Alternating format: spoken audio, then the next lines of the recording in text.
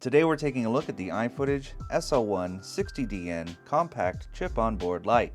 It says 60 on the side, but it's really a 70 watt light. This is a daylight balanced light, not a bicolor. That's okay. Sometimes you don't need both.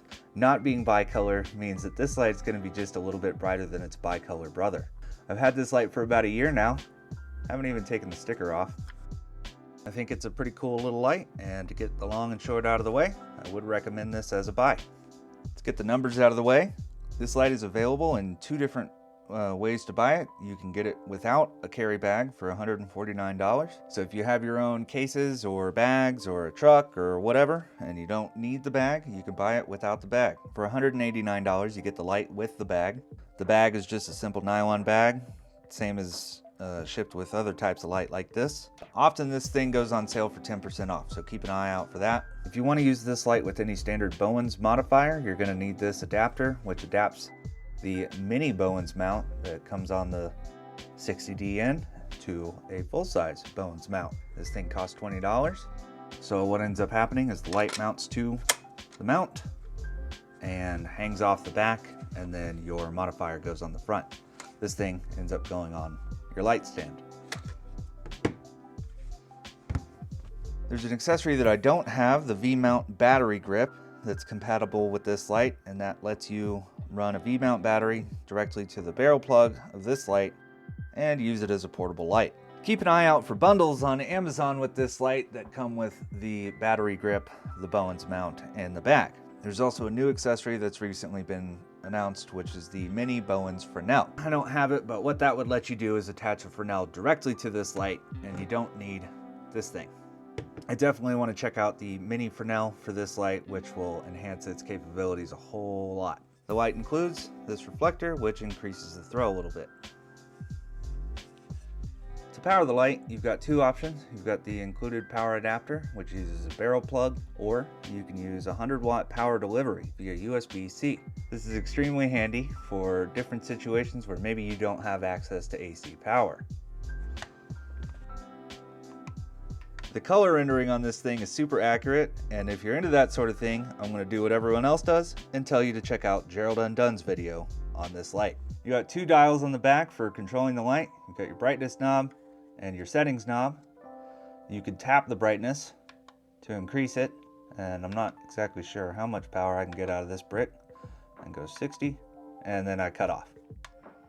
So this particular power brick doesn't have 100 watts of power output, and that's okay, because this thing is so bright that I'm actually able to use it as a key light when I have my FX cameras set to their high base ISO. This power brick doesn't have 100 watts output and go up to 60%, but rarely do I ever get this thing up over 20%. You can also dial in your power by the 10th of a decimal point, which is pretty cool. It's got a couple of FX options: lightning, paparazzi. Do it.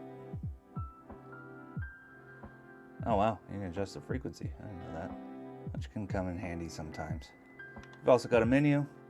In the menu you can adjust your fan, which is great for limiting whether it kicks on or not. You can do ultra quiet and quiet. The difference between these two things is how bright it will get before the fan gets turned on. So if you turn it on to ultra quiet, right, you're only going to be able to go so far before it stops. So right now it'll run 25% brightness without turning the fan on, which, seriously, it's bright. If we go into the menu again and we go to just regular quiet, we can go even further, I think up to 50%. And that's going to turn the fan on. And right now it's on. Or it's turning on, and then it's turning on as needed to keep the thing cool. I can barely hear it with the room noise. So pretty neat. It's got a built-in mount that works pretty good. I like that you can adjust this handle to live wherever you want it to. Right? The release for the mini Bowens is right here on the bottom. Got the fan output on the top, intake on the bottom. Yeah, super quiet fan. It's a good little light.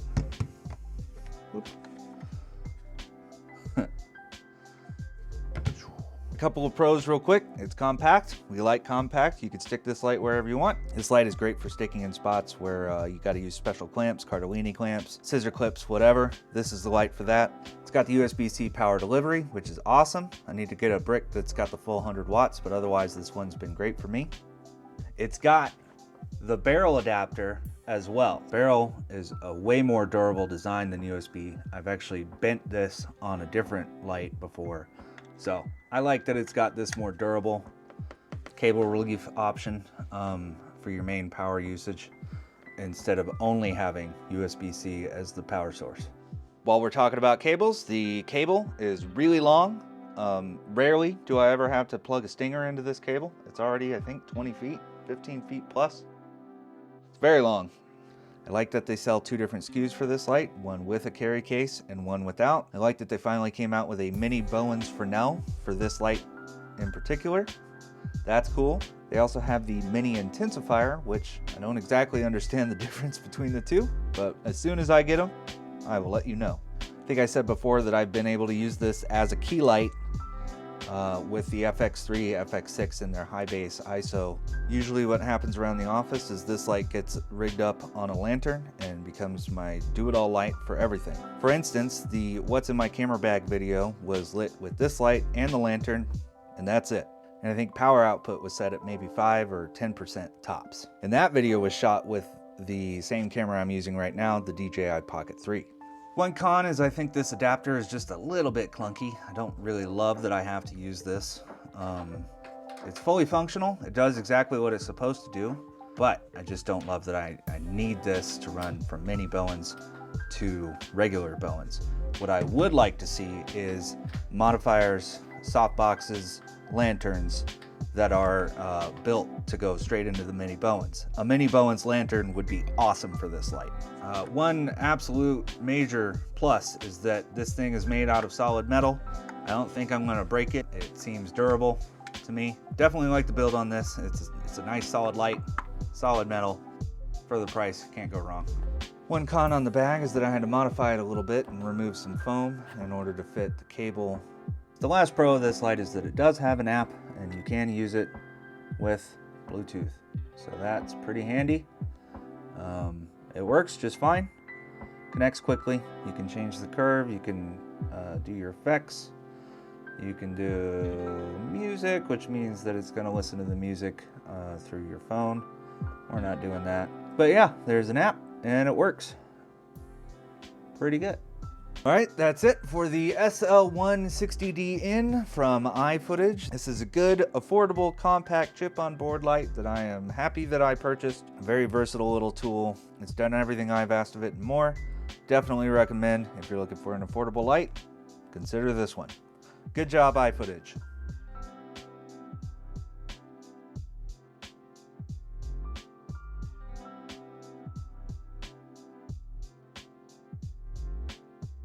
It's at 1%.